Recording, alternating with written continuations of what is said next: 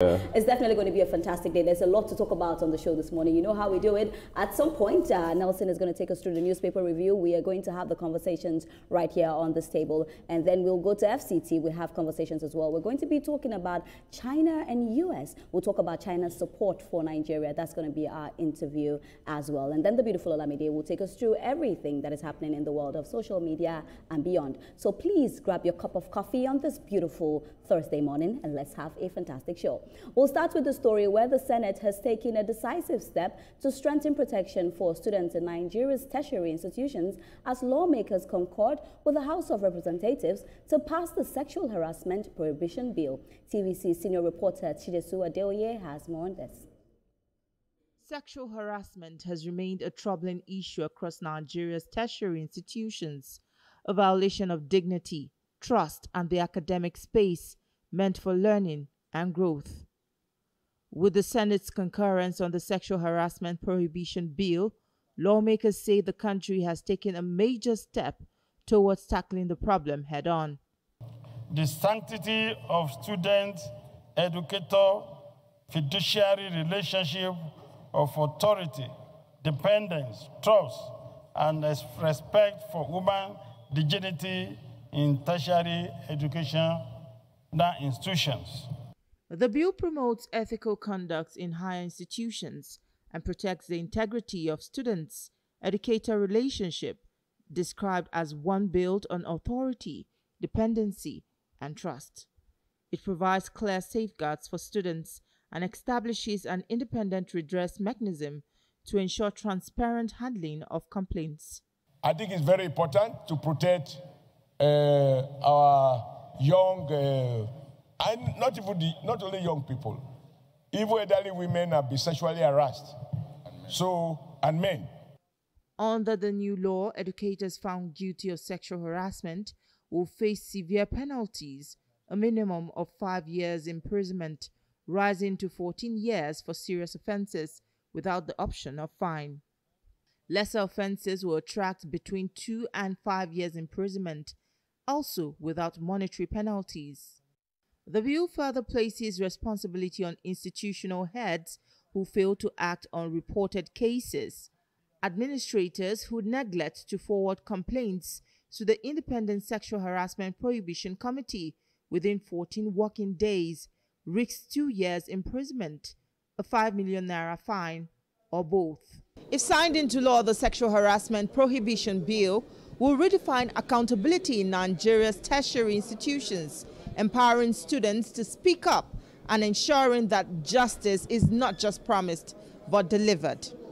TVC Adeoye, TVC News, Abuja. Thank you so much, Tijesu.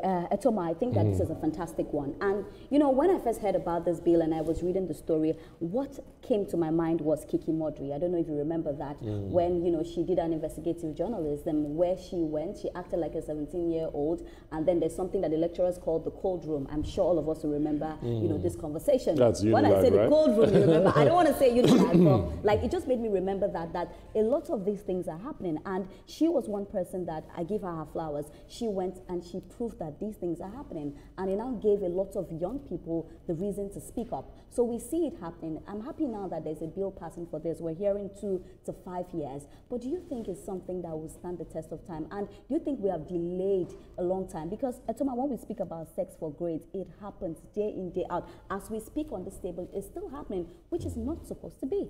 Yes, the thing is as old as the education system is as old as the education system. It has been there, and anybody that says he or she doesn't know that the thing has been in our tertiary institution is playing the ostrich. You know, the legislation is what is interesting to me. You know, it says 2 to 5 years, or is it thereabout? 2 to 5 years, and imprisonment if you're found guilty. That on its own wouldn't deter lecturers as much as the fine, which is 5 million. Okay. It will. This thing has happened so much that it became part of the system in tertiary institutions. It's so annoying. I have had a case like that when my sister was harassed and the man just kept continuing until I had to go to his office. I said, that girl you're disturbing is my sister. Talk to her again, you deal with me. You know, so it has been going on. I seriously commend that this has happened. I think it's coming a little late, but it's better late than never. Than never. But Toma, how many of us have sisters, brothers that will come and fight for us? You are a great brother, but how many people have that? But Olamide, I'll come to you on this one because we are females and we know how it is, you know, because I feel like we suffer this most because you go to class, they say you're dressed some way, the lecturer will be attracted. But at the end of the day, as a lecturer, your work is to teach me. If I read, you pass me. You're not supposed to pass me based on my beauty or trying to ask me for sexual favors in order to pass me. Absolutely. I think this is a very female-centric focused bill. I'm sure there are male students and there are lesser minorities that suffer from sexual harassment, but it's mostly female, so it's very, very female-centric.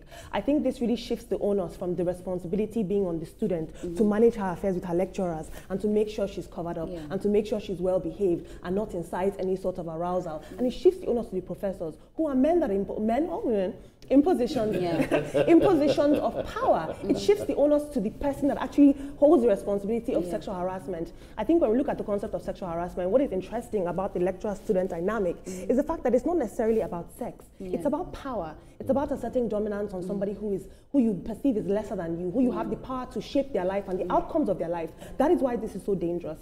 Aside from that, I think when you look at sexual harassment in universities, it's important that this bill was put into place past third reading, and by God's grace, it will get presidential assent. It's important because we want to live in a meritocracy. We want to live in a society where young girls are rewarded for their abilities, for their academic achievements, not for their bodies. We want to take the focus away from their bodies and put them in a society that says, it doesn't matter what you look like, we're looking based on your papers, your examination results, your academic achievements. I think this is wonderful, and it's great to see that the men the people that seconded that motion in the House were men. Come on. And you know, Nelson, for me, it's just really scary.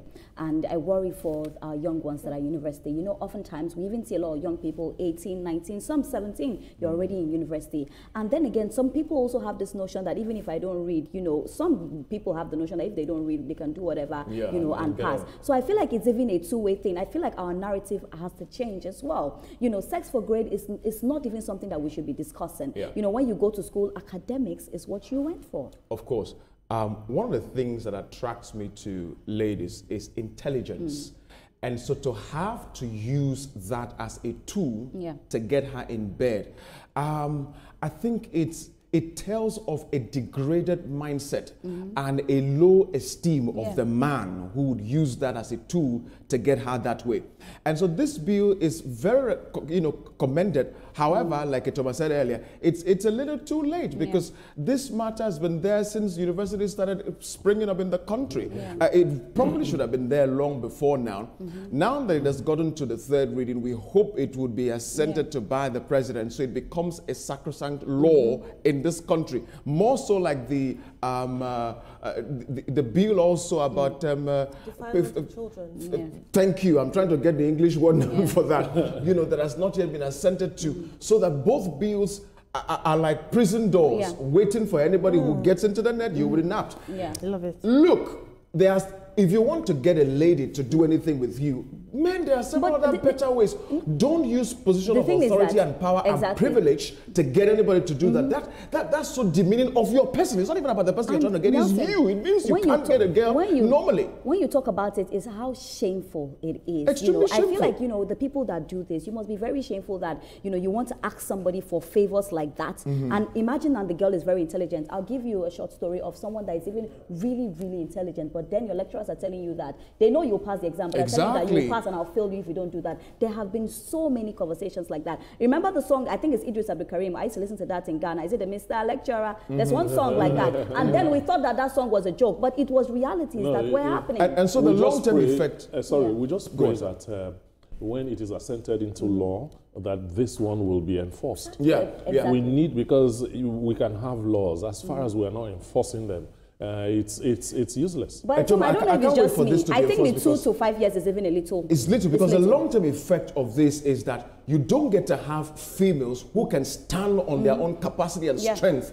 be bold enough to declare themselves in whatever field they're doing. I mean, look at your Conjay Wellers, look at your BSc person, look at so many of them we can mention. If they had gone through some kind of, you know, educational sexual harassment, and it stifles them. Exactly, it stifles them in one way or the other. When the person goes back to the workforce, you'll see that it just stifles them in one way or the other. Because I feel like when it comes to things like this, as a lecturer, you are put there to teach. You are not put there to ask for sexual favors. Come on, you have a wife, you have a girlfriend. The people in school, you are there to teach them. All right, let's look at it from the other side. Don't go there, Etoma. Which other side? Which other side? There is no side, Etoma. No, but Etoma, don't go there. Go on, Etoma. I want to agree with what you said, that it's about power. Yeah. You know, so when you talked about shame, I was wondering, where is the shame from? This guy wants to show that he's a big man, you should be that shameful. that he has power over you. But look at the way we look now in school, both boys and girls.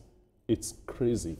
We should, as much as possible, try to be decent, especially our women. I'm not going to disagree with you. We have to have a code of conduct in how we dress, how we comport ourselves. We are a modest and conservative and traditional society. I agree with you, but are you aware that in India, the women who wear saris and cover up and wear hijabs, they are raped more than any other minority. And so it's and I'll tell you something quickly, and this is to every lecturer listening. No matter how the person is dressed, yes, I agree that you need to be dressed well, but that is not the reason for you to say, oh, she dressed in a suggestive manner. Your work there is to teach. Your work there, all right. You're not an animal, you're a human being. You have restraints. You're not a dog that you can't control yourself. Yeah. Your work is to teach. That is your work, not to try to ask for sexual favors. Sex for grade is a total no-no, and we definitely go against that. But we'll go on a quick break, and when we come back, Nelson is very ready for the newspaper review. Don't go anywhere. This is TVC Breakfast.